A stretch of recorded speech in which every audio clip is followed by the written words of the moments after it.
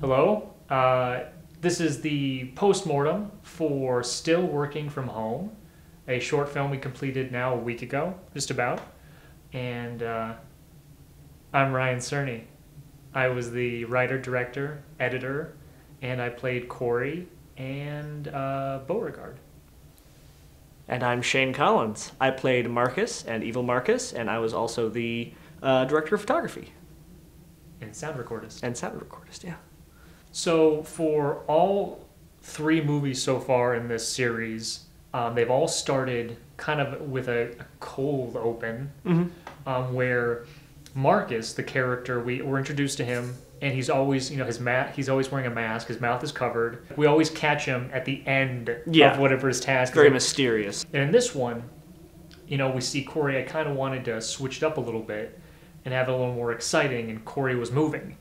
So he's running from the police. This one for sure really sets, like you were saying, it sets a different tone. Because in the first two, Marcus is by himself. He's going about his paranormal investigative duties. Like, he's still doing what he does. His job, yeah. And in this one, it's just like really kind of throwing the audience through a pretty major loop. And it sets up the rest of the movie where the actual paranormal investigating is sort of in the background. It's not about we got to hunt down this monster this time. It's sort of more of an inward telling story about like the group instead of an outside opposing force. Absolutely, 100%. If this is going to be a series, I didn't want it just to be every episode is, Marcus has a new monster that he has to solve. I mean, yes, there is a new monster in this one, yes, but it's not like in that framework of, we got a case. Yeah. Il mort Ken Ben. Cut. For sake. Well, let's at least take a look at that. Yeah. So the antagonist in this episode was Evil Marcus. And I knew while we were shooting the second one, Working From Home Again, I knew I wanted to do Evil Marcus. I mean, yes, on a logistical level, it's like, we can do another bad guy with just being the two of us. Just us.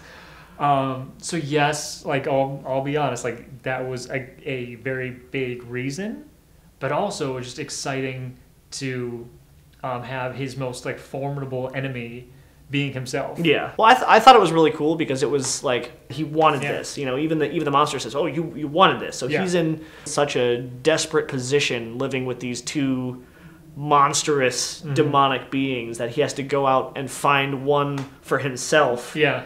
And that was fun for me. Like I genuinely enjoyed playing that character. It was because Marcus is very like, he's a straight man. Demons. It's the straight man. Yeah, exactly. And then to have like the crazy hair and the big teeth and the all of it, it definitely, you get all that stuff on and you just act different. You kind of feel it. So it's a fun little dynamic to sort of add into the mix.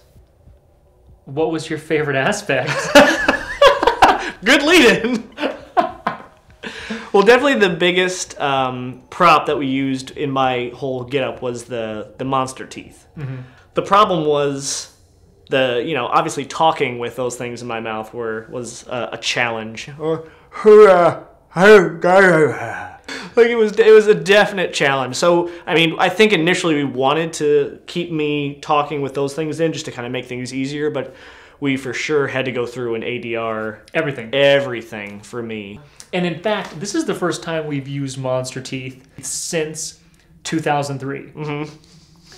In 2003, the very first movie Shane worked on with me. That's true, yeah. Blood and Guts. I attempted using demon teeth for that one. So we used it for 2 shots, I think.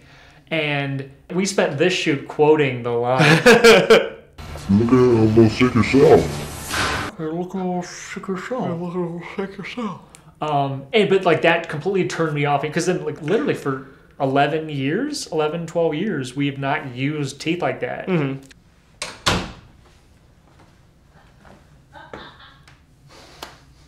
don't believe we've had the pleasure.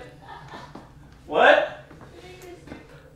So in this one, we do kind of our no budget version of a seance. So like it paints a very clear picture of how Shane and I make our movies.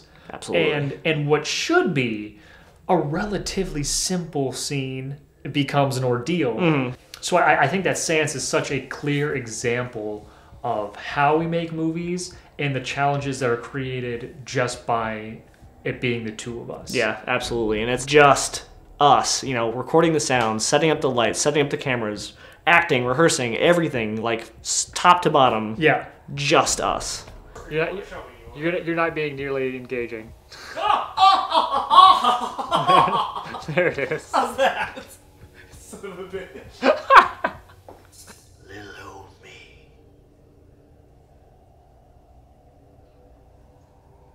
Oh. Sorry. I'll try that one more.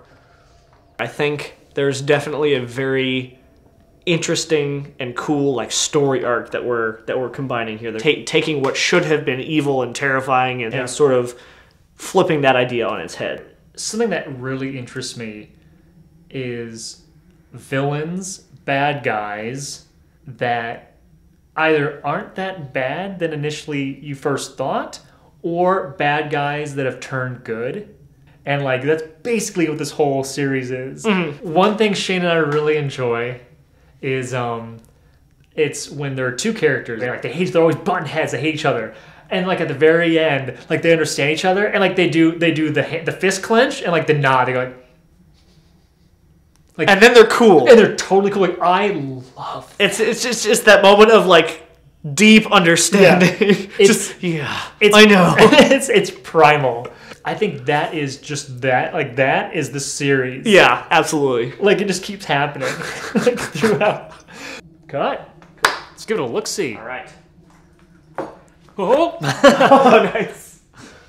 All right, folks. Well, thank you for taking the time to watch our little behind-the-scenes feature right here. Absolutely. You know, it was a lot of hard work, and I'm glad we were able to share kind of our thought process and show you behind the scenes and how we make our little no-budget movies. Yeah. So thank you for watching. See you next time. B, how'd that look? Fantastic, fellas.